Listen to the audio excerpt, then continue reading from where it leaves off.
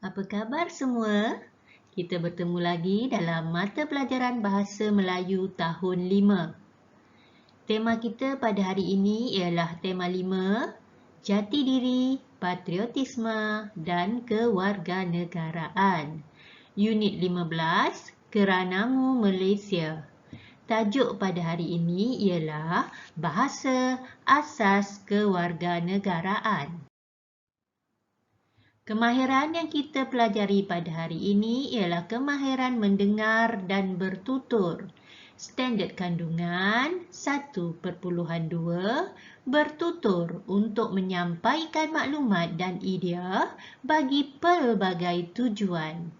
Standard pembelajaran 1.2.2 bertutur dan menghuraikan maklumat tersurat dan tersirat yang dikenal pasti dengan menggunakan idea yang kritis dan kreatif. Objektif pembelajaran, pada akhir pembelajaran, murid dapat bertutur dan menghuraikan sekurang-kurangnya 2 maksud tersirat berdasarkan bahan dengan idea yang kritis dan kreatif. Kriteria kejayaan, memahami 6 peranan bahasa kebangsaan, bertutur dan menghuraikan 3 maksud tersirat daripada bahan.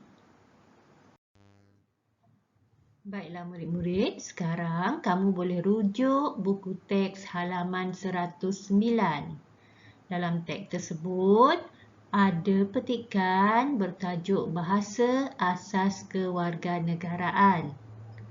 Mari dengar dan cuba tuturkan selepas ini. Bahasa Melayu ialah bahasa kebangsaan dan bahasa rasmi negara kita.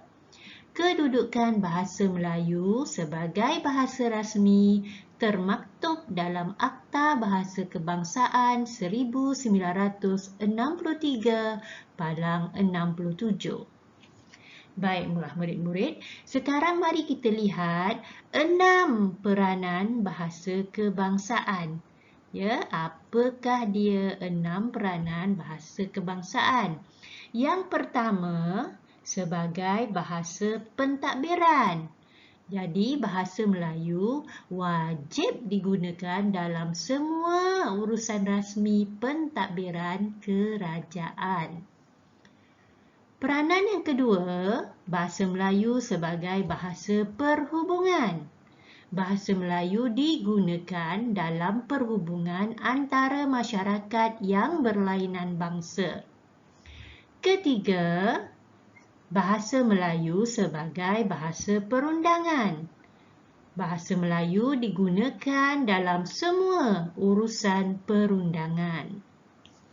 Peranan yang keempat ialah sebagai bahasa ekonomi. Bahasa Melayu digunakan dalam urusan ekonomi dan perdagangan. Seterusnya, peranan yang kelima, bahasa Melayu sebagai bahasa pengantar. Bahasa Melayu digunakan sebagai bahasa pengantar dalam sistem pendidikan negara. Dan peranan yang keenam ialah sebagai bahasa ilmu. Bahasa Melayu digunakan untuk menyampaikan pelbagai ilmu pengetahuan. Sekarang, mari kita dengar perbualan antara guru dan murid-muridnya. Afifi, bagaimanakah kedudukan dan peranan bahasa Melayu di negara kita? Baiklah murid-murid, mari kita dengarkan respons daripada Afifi. Kedudukan bahasa Melayu di negara kita dimartabatkan sebagai bahasa kebangsaan dan digunakan dalam semua urusan. Seterusnya, cikgu bertanya lagi. Mengapakah bahasa kebangsaan digunakan dalam sistem pendidikan kita, Kai Jun? Mari kita dengar pula respons daripada Kai Jun. Bahasa kebangsaan digunakan dalam sistem pendidikan kerana bahasa Melayu telah terbukti sebagai bahasa perpaduan dan bahasa komunikasi yang berkesan oleh semua kaum di Malaysia. Mari kita lihat dialog yang seterusnya. Cikgu bertanya, Tinesh, pada pendapat kamu, mengapakah penguasaan bahasa Melayu penting bagi semua warga negara Malaysia? Mari kita dengarkan pendapat yang dikemukakan oleh Tinesh. Pada pendapat saya, bahasa Melayu sebagai bahasa kebangsaan dapat menunjukkan identiti bangsa Malaysia.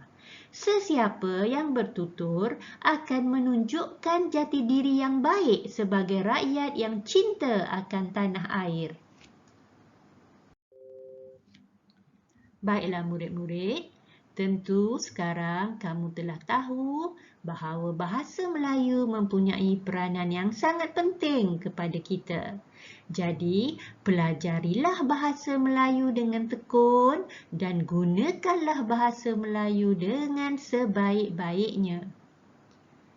Latihan pengukuhan pada hari ini ialah kamu dikehendaki merakamkan bacaan yang telah dituturkan oleh Afifi, Kaijun dan Tinesh. Rakaman bacaan kamu bolehlah dihantar kepada guru mata pelajaran bahasa Melayu masing-masing. Sekian dahulu daripada cikgu. Belajar terus belajar. Selamat maju jaya.